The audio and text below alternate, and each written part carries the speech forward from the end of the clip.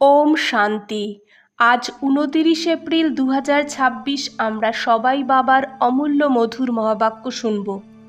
ওম শান্তি।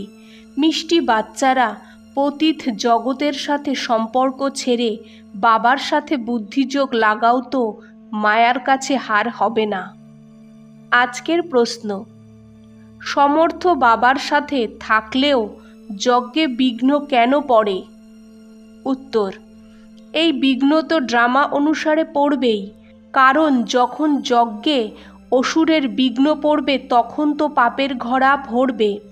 এতে বাবা কিছু করতে পারে না, এটা তো ড্রামায় লেখা আছে, বিঘ্ন পড়বেই। কিন্তু বিঘ্ন থেকে তোমরা ভয় পেও না। গীত: কন হ্যায় মাতা কন পিতা হ্যায়। ওম শান্তি। বাচ্চারা বেহাদের বাবার ফরমান শুনেছে। এই যে লৌকিক জগতের মা বাবা আছে, এদের সাথে তোমাদের সম্পর্ক এটা দেহের সাথে আছে, কারণ দেহ থেকে প্রথম মাতা, তারপর পিতার সম্পর্ক হয়, তারপর ভাই বন্ধুদের সাথে সম্পর্ক হয়। তো বেহাদের বাবা বলে, এই জগতে তোমাদের যে মাতা পিতা হয় ওদের সাথে বুদ্ধিযোগ ছাড়ো, এই জগতের সাথে সম্পর্ক রেখো না, কারণ এগুলো সব হলো কলিযুগী ছি সম্পর্ক। জগৎ অর্থাৎ দুনিয়া, এই পতিত দুনিয়া থেকে বুদ্ধিযোগ ছেড়ে এক আমার সাথে জোড়ো, আর নতুন জগতের সাথে জোড়ো, কারণ এখন তোমাকে আমার কাছে আসতে হবে। শুধু সম্পর্ক জোড়ার ব্যাপার, আর কোনো কষ্ট নয়। সম্পর্ক জুড়বে সে যে ডাইরেকশন পায়।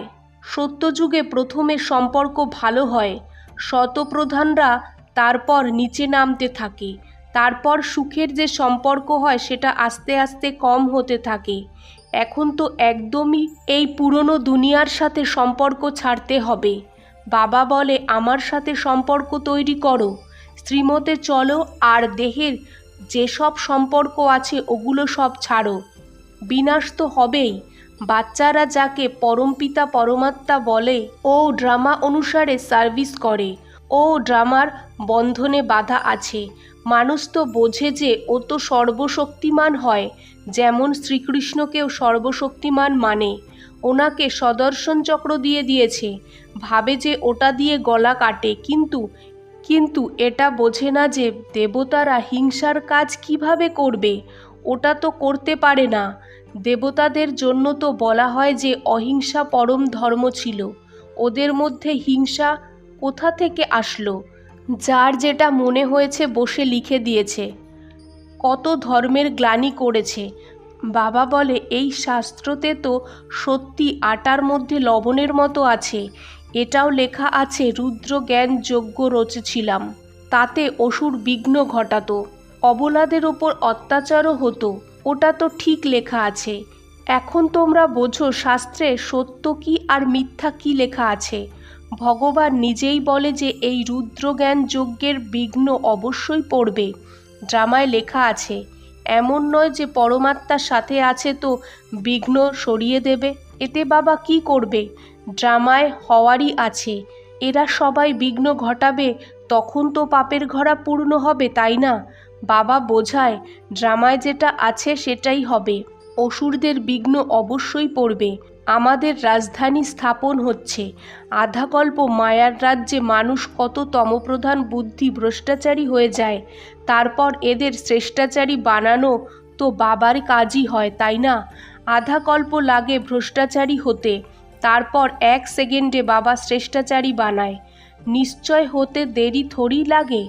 এমন অনেক ভালো বাচ্চা আছে যার নিশ্চয় হয়, ঝট প্রতিজ্ঞা করে, কিন্তু মায়াও তো শক্তিশালী হয়, তাই না? কিছু না কিছু মনে তুফান আনে। সবাই পুরুষার্থ করছে, কর্মাতীত অবস্থা তো হয়নি, কিছু না কিছু কর্মেন্দ্রিয়ের দ্বারা হয়ে যায়। কর্মাতীত অবস্থা পর্যন্ত পৌঁছতে মাঝে মাঝে বিঘ্ন অবশ্যই পড়বে। বাবা বুঝিয়েছে, পুরুষার্থ করতে করতে শেষে গিয়ে কর্মাতীত অবস্থায় পৌঁছবে, তারপর তো এই শরীর থাকবে না, এই জন্য টাইম লাগে। বিঘ্ন তো কিছু না কিছু পড়বে, কোথাও কোথাও মায়া হারিয়ে দেয়, বক্সিং হয়, তাই না? চায় বাবার ইয়াদে থাকবো, কিন্তু থাকতে পারে না। এখন অল্প সময় যেটা পড়ে আছে তাতে ধীরে ধীরে এই অবস্থা ধারণ করতে হবে।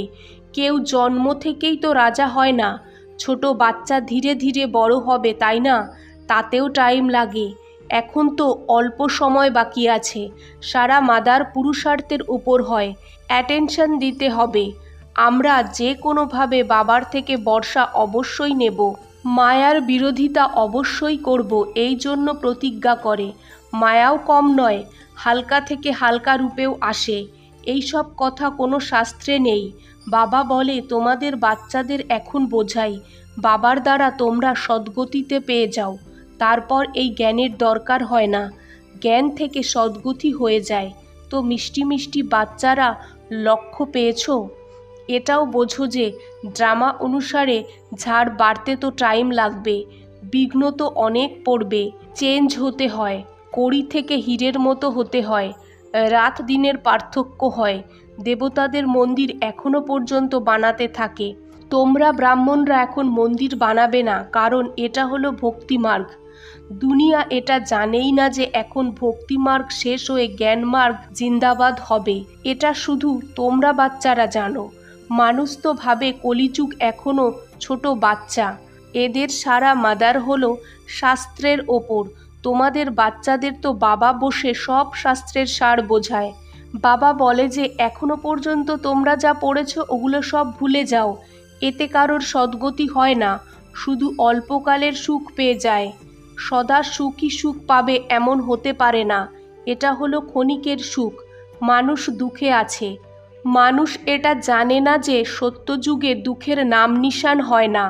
তোমরা এখন বুঝেছো যখন বাবা সত্য বলেছে। বাবাই এসে সত্যখণ্ড স্থাপন করে। সত্যখণ্ডে কত সুখ ছিল, মিথ্যাখণ্ডে কত দুঃখ হয়, এগুলো সব ভুলে গেছে। তোমরা জানো আমরা শ্রীমতে সত্যখণ্ড স্থাপন করে তার মালিক হব। বাবা বোঝায় তোমরা শ্রীমতে চললে উঁচু পথ পেতে পারো। বাচ্চারা জানে আমাদের এই পড়া পড়ে সূর্যবংশী মহারাজা মহারানী হতে হবে। মনও সবার উঁচু পথ পেতে চায়। সবার পুরুষার্থ চলে। ত্রিমূর্তির চিত্র রাখো ঘরে, যাকে দেখলেই বাবার ইয়াদ আসে। শিব বাবা ব্রহ্মা বাবা দ্বারা বিষ্ণুপুরীর মালিক বানায়।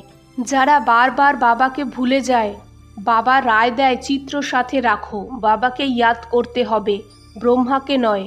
তোমরা বাবাকে ভালো রীতিতে ইয়াদ করো তো বাবাও তোমাদের ইয়াদ করবে। ইয়াদ থেকে ইয়াদ পাওয়া যায়।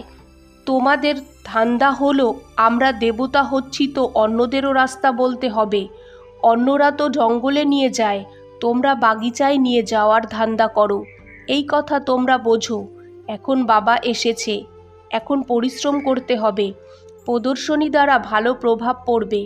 লক্ষ্মীনারায়ণের চিত্র থেকে বোঝাও যে এরা এই পথ কিভাবে পেয়েছে, তাহলে ঝট বুঝতে পারবে। যে হুঁশিয়ার হবে সে ভালো বোঝাতে পারবে। কল্প কল্পের বাজি, কল্প আগের মতো প্রত্যেকের পুরুষার্থ চলছে। ড্রামার উপর নিশ্চয় হবে তো সংকল্প কম চলবে। বাবা বলে কর্ম করতে বাবাকে ইয়াদ করো।